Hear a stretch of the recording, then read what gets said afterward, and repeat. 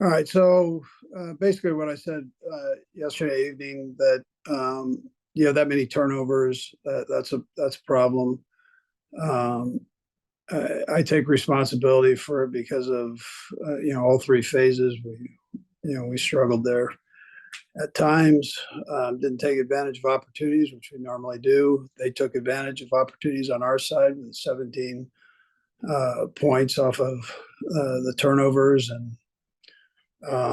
you just can't. You're not going to be able to function at a very high level in the National Football League and win games playing like that. So it's my responsibility to get the team ready, and obviously, uh, we weren't ready to play right there. I mean, that was they did a better job than what we did. So with that, time's yours. Go first to Pete Sweeney. Good, Pete. Hey, Coach. In your look back at the all 22, was the offensive issue just as simple as the turnovers, or could there be a greater issue with separation for some of your pass catchers? I know the trade deadline is coming up. I guess do you feel like you guys have enough in house in that regard? Well, I do. The It was a combination of things. It was one of those where we were kind of chasing, whether it was starting with me with a play call, whether it was the play that was called was okay, but we had a breakdown in protection, whether the protection was good and the play was good. We, receiver dropped the ball or we didn't make the right read, from our quarterback side, and or we were running a wrong route. So it was one of everything. So when I mentioned that last night about there were things that I hadn't seen before from this group who I have a lot of trust in. I saw things that I hadn't seen before. So somewhere I didn't get that point across to the guys um, and my coaches. So we got to make sure we do a better job there. Let's go next to Soren Petro. Go ahead, Soren. And Brad, I'll have a follow-up if I could too, please. Coach, I know, listen, you just stated that a lot of things obviously didn't go the way you wanted them to go. So when I ask this question, I'm not bringing it up as just, this one play or anything deciding the game, but MVS, when Pat on the fourth down threw it up to MVS, looked like that, he was being held.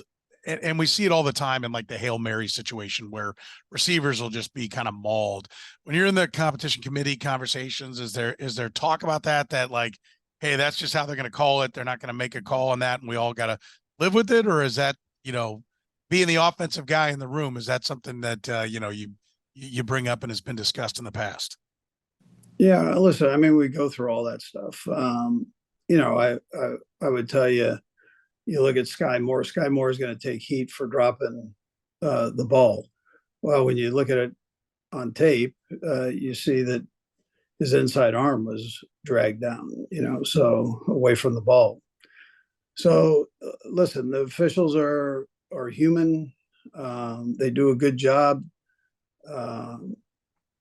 It's just sometimes it's hard to see everything. That's a tough deal by angles and all that. But I would tell you the majority of the time they do a good job with all that. All right. And then just procedurally, I know the punters have gotten better and better in the league. And so where you catch it has gotten further and further, gotten closer and closer to the goal line. Would you, are you okay with McCole trying to make that catch at the 5, or is that starting to get to an area where you'd rather see him just turn and let it go?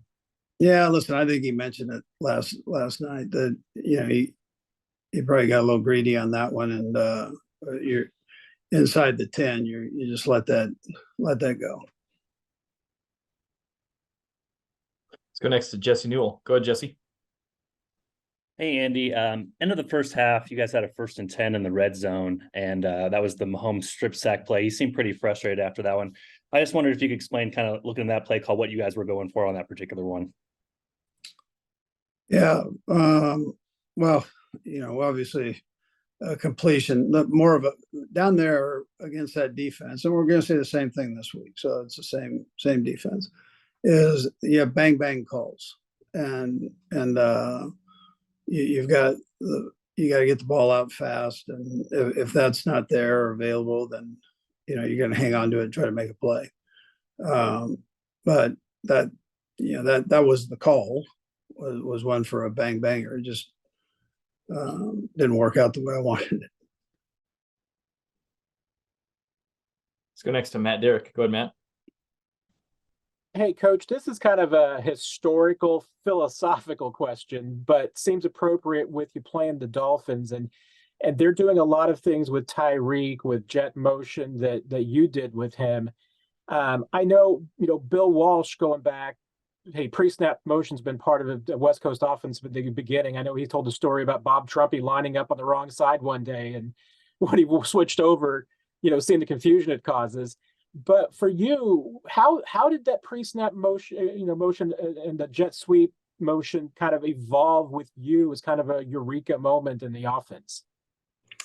Yeah, so I know that story about, from Bill Walsh. One of the things that you're always trying to do is give your quarterback a tell. So you're not just going to motion to motion, or shift to shift, or jet sweep to jet sweep, motion it. So, you're doing it for a reason, to try to give everybody, not only your quarterback, but everybody there, including the offensive line, an opportunity to see if there's an adjustment that takes place with it from the defense. So, you watch us. I mean, we motion almost every play. It's we've got something going on there. Whether it's just a short motion, or we're flinching a motion. You see Trav do that where it looks like he's going to go on one side, comes back just off of one step. So, it just gives you an idea of what the defense is really going to show you. Defense is disguised very well, Matt. And so any pre-snap read that you can get, should be able to help you. Let's go next to Mackenzie Nelson. Go ahead, Mackenzie. Hey, Coach, as you guys look to put this game behind you, could you talk a little bit about the excitement for Germany, but also the challenges that you guys are faced with this week as you prepare for that game? Yeah, Mackenzie, it's a longer plane ride. So you've got to make sure that you handle that part right. It's a different time zone by quite a few hours. And so you've got to make sure that you handle that part, and get some rest on the plane. We take everything into consideration from hydration on. So, and then how we practice once we get there. And so we leave on Thursday. We try to get our work done here and then get over there and still give ourselves time to kind of get in line. The game, I think, is an 8:30 a.m. game here. So we're somewhere in that area.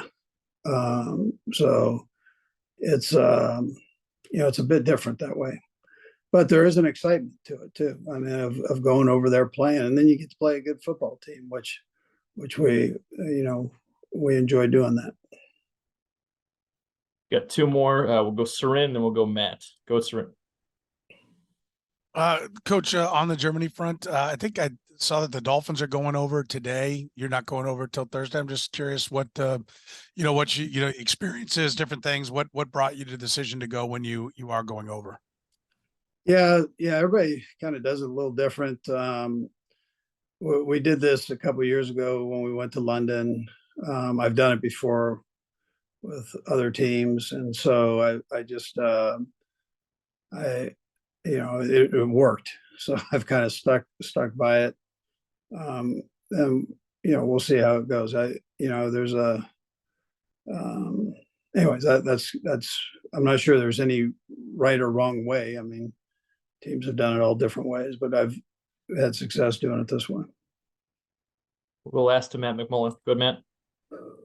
Hey, Coach. Historically speaking, your teams have tended to bounce back pretty quickly after tough losses. I'm just curious what goes into that process of learning from the previous game, but also flushing it and moving on.